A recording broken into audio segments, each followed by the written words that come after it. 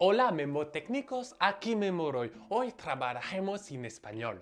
Bon, vous emballez pas, hein, j'avais pris italien en seconde langue, mais bon, heureusement, il y a Google Trad. Generico.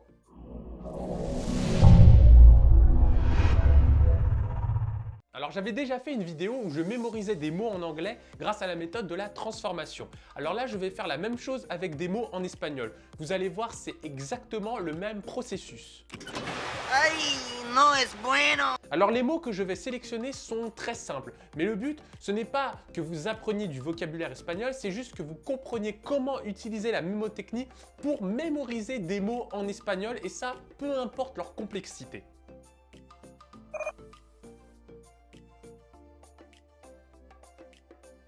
Vous êtes prêts? On va commencer avec ten cuidado, qui signifie fais attention, fais bien attention. Pardon, excusez-moi. Alors regardez le mot, écoutez le mot, sentez le mot et essayez de trouver une petite histoire qui vous permettra de mémoriser à la fois le mot et sa signification. Allez, je vous laisse environ 5 secondes et puis je déciderai si vous devez faire pause ou pas. Voilà, ouais, bah ça dépendra de mon humeur.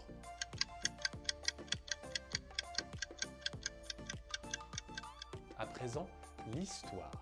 Après avoir cuit 10 dindons, l'un d'entre eux me menace en me disant « Fais attention, fais bien attention !» Maintenant, on va décortiquer un petit peu cette histoire. Alors pour ten, je me suis tout simplement basé sur l'orthographe. Ten, pour moi, renvoie à 10 en anglais, voilà, un truc de base, et du coup, c'est pour ça qu'il y a 10 dindons. Pour cuidado, j'ai divisé le mot en deux. D'un côté, cui, et de l'autre côté, dado. Cui me fait penser à cuire, c'est la même racine, c'est le même début, bref, c'est une transformation parfaite. Pour dado, j'ai écouté le son et dado m'a fait penser à dindon, donc 10 dindons qui sont cuits. Pour faire attention, on n'a pas besoin de l'expliquer, c'est clair. Ouais, mais c'est un petit peu long comme histoire pour mémoriser une si petite expression. Je suis tout à fait d'accord, mais vous avez vu que même en étant un pur néophyte en espagnol, je serais capable de mémoriser cette petite expression grâce à ma petite histoire.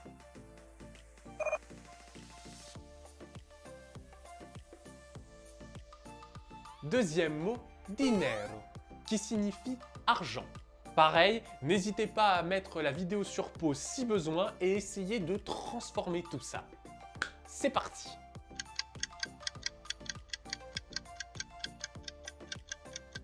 Allez, viens, vas-y, allez, on va faire un petit dîner sur l'eau, tu vas voir, on va manger des billets, ça va être cool. Bon, on a fait court, on a fait débile, mais on a fait efficace. Dinero, bon bah là, je pense qu'on a tous vu le mot dîner, à la fois dans la racine et dans le son du mot, mais j'ai rajouté de l'eau. De l'eau, pourquoi? Pour juste me souvenir de la terminaison du mot. Dinero. Ro m'a fait penser à eau. Alors ce n'est pas essentiel de faire cette transformation supplémentaire, mais bon, c'est un indice en plus qui me permet vraiment de récupérer l'intégralité du mot, mais ce n'est vraiment pas indispensable. Et enfin, les billets renvoient à argent, c'est simple, on a fait de l'évocation, on a fait de la transformation, bref, on a tout fait comme il fallait. Et maintenant, mot suivant.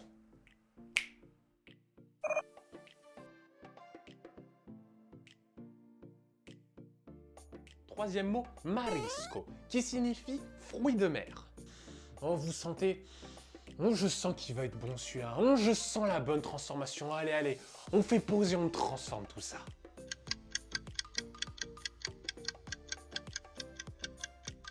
Oh toi, ma Skoda, marions-nous, accepte cette bague crevette en guise d'alliance. Cette vidéo est en train de partir en cacahuète. Alors là, je suis allé beaucoup plus loin dans le délire, mais c'est juste pour vous montrer qu'on n'est pas obligé de rester trop rationnel non plus. Allez, soyons un petit peu foufou. Tout d'abord, Skoda. Skoda est utilisé pour renvoyer à la dernière syllabe de Marisco. Skoda. Pour le marions-nous, vous avez compris, ça renvoie en fait à la première syllabe du mot. Oui, mais le fait d'inverser les syllabes comme ça, d'inverser les images et tout, on risque pas d'avoir le mot mais à l'envers?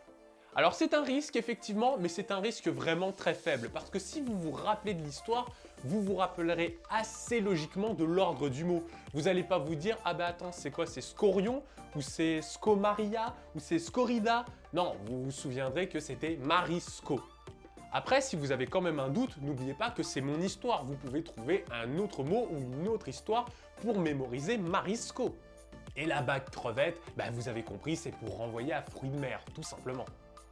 Ah là là, quelle vidéo géniale! Franchement, à ce rythme, je dirais que d'ici une centaine d'années, je pourrais peut-être passer en troisième.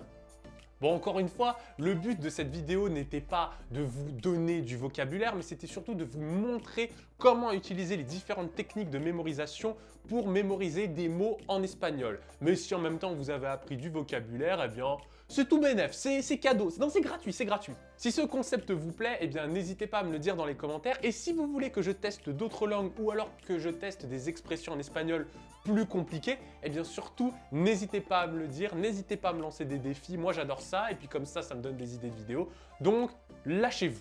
Et après ce merveilleux voyage en Espagne où j'ai réussi à mémoriser 3 mots, je vous dis adios mes mémos.